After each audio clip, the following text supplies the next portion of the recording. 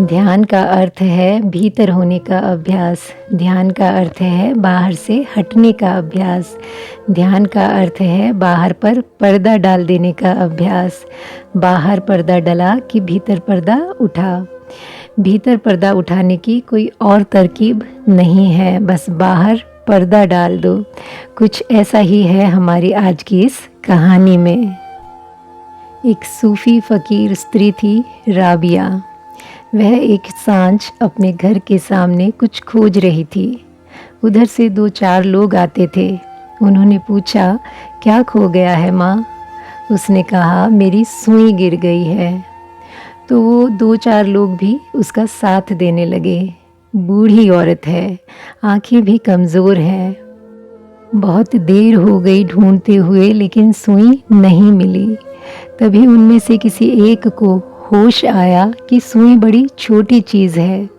जब तक ठीक से पता न चले कि कहाँ गिरी है, तो इतने बड़े रास्ते पर कहाँ खोजते रहेंगे। तो उसने पूछा कि माँ, यह बता दे कि सुई गिरी कहाँ है, तो वहीं आसपास हम खोज लेंगे। इतना बड़ा रास्ता है। उसने कहा, बेटा, यह तो पूछो ही मत।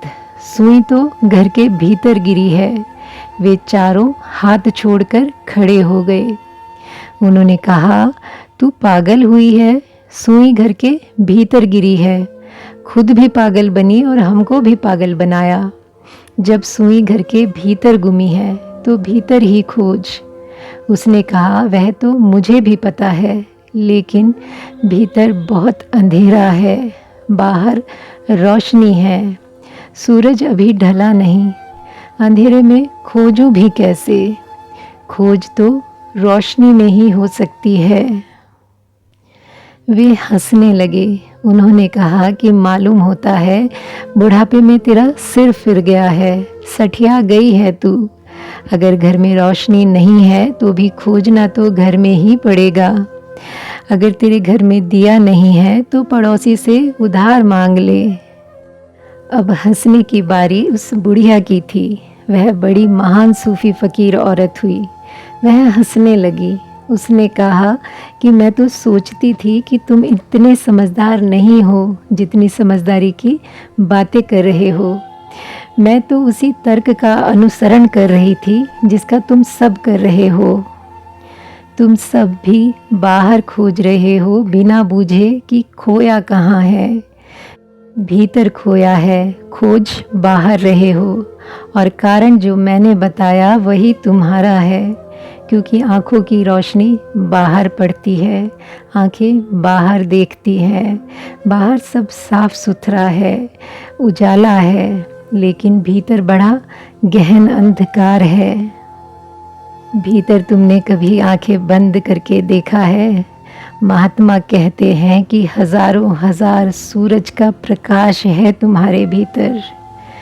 आँख बंद करते हो तुम तो सिर्फ अंधेरा दिखता है।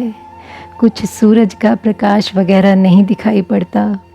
सूरज तो दूर, मिट्टी का दिया भी नहीं टिमटिमाता।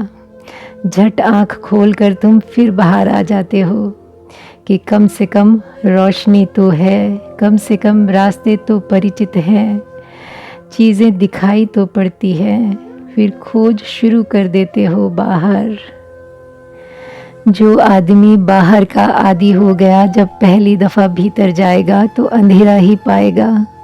ऐसे ही जैसे तुम भरी दोपहरी में बाहर चलकर घर आते हो, एकदम अंधेरा मालूम पड़ता है। बैठ जाओ थोड़ी देर में आंखें अभ्यस्त हो जाएंगी। थोड़ी देर बैठते हो तो घर में जहाँ पहले अंधेरा मालूम पड़ता था, अंधेरा समाप्त हो जाता है, रोशनी मालूम पड़ने लगती है। अगर कोई व्यक्ति अंधेरे में देखने का अभ्यास करता ही रहे तो उसकी आंखें अंधेरे से सामंजस्य कर लेती हैं। धूप से आते हो घर, अंधेरा मालूम पड़ता है। ऐसे ही बाहर जन्मों जन्मों से भटक रहे हो। जब आंख बंद करते हो तो भीतर अंधेरा मालूम पड़ता है। यह बिल्कुल स्वाभाविक है।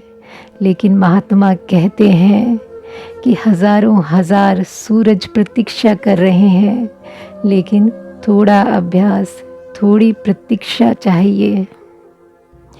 आज के लिए बस इतना ही। फिर मिलते हैं एक नई कहानी के साथ। ये कहानी आपके जीवन में एक नई रोशनी लेकर आए, इसी शुभ आकांक्षा के साथ। Thank you God and thank you universe.